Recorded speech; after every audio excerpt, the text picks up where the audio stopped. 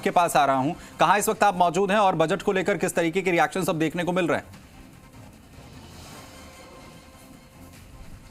जी देखिए, मैं अभी युवाओं के साथ में हूं और युवाओं को बड़ी अपेक्षा इस बजट से थी कि रोजगार को लेके कुछ बड़ी घोषणाएं होंगी और साथ ही साथ एजुकेशन को लेके भी बड़ी घोषणाएं होंगी। और एक युवाओं का पैनल मेरे साथ में है। क्या उम्मीद थी आपको और किस तरह से आप इस बजट को देखते हैं?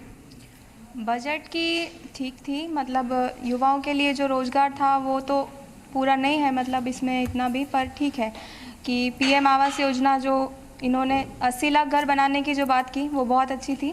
इससे इसको एक तेज़ी मिलेगी इस योजना को, और इससे मतलब सबसे बड़ी बात तो इसकी है कि महिला सशक्तिकरण तो बढ़ावा मिलता है इससे।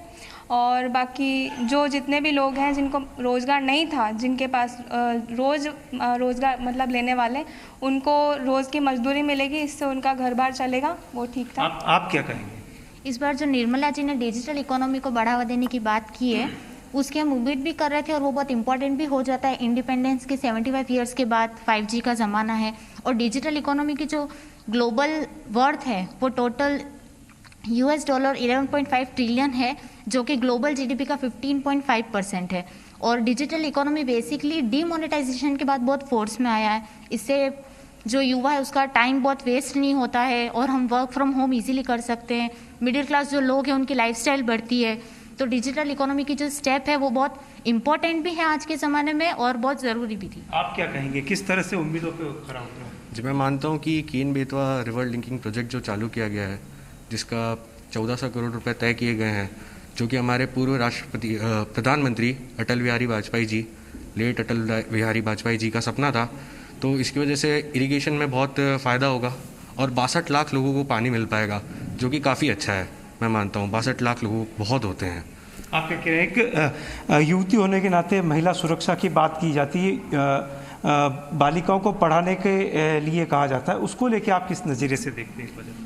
जी, बालिकाओं को पढ़ाने के लिए जो सरकार ने अभी तक स्कीम्स चलाई है वो काफ़ी अच्छी है, लेकिन जो गौर सरकार को करना चाहिए वो उन स्कीम्स के इम्प्लीमेंटेशन पे होना चाहिए।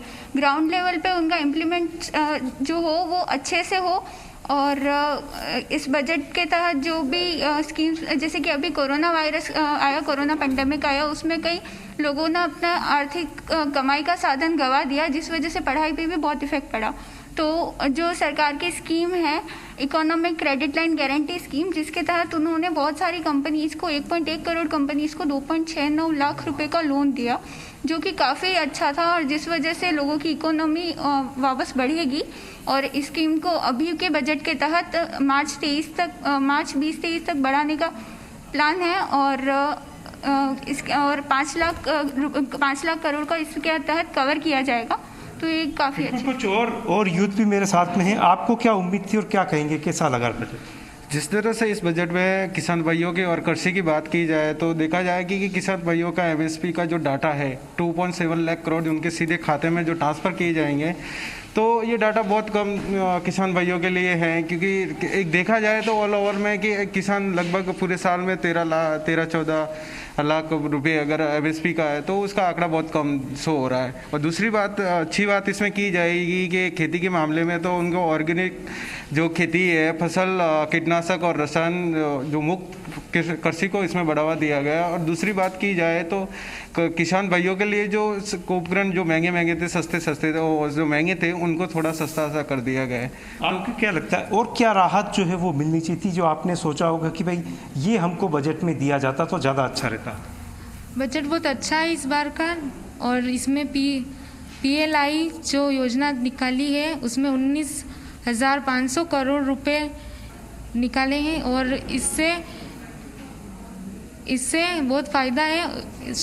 जो उच्च दक्षता की सौर मॉड्यूलेशन है उसमें जो पैसे लगाए गए हैं वो पैसे ग्रामीण, और जैसा कि बोलते हैं मोदी जी सर कि गांवों के विकास के लिए और लोकल को वोकल बनाने के लिए जो उन्होंने कंपनियों के साथ बिल्कुल साफ तौर पर अविनाश, देखिए युवाओं से आपने बातचीत की। युवा यानी देश का भविष्य, यानी देश की रीढ़ की हड्डी, जिन्होंने साफ तौर पर उन्होंने अलग अलग पहलुओं पर अपनी बात रखी कि भाई हम सेटिस्फाइड है, हम डिससेटिस्फाइड है, प्रो ये है और कौन सी है, तमाम बातें उन्होंने रखी है। हिमांशु करू कर लेते सहयोगी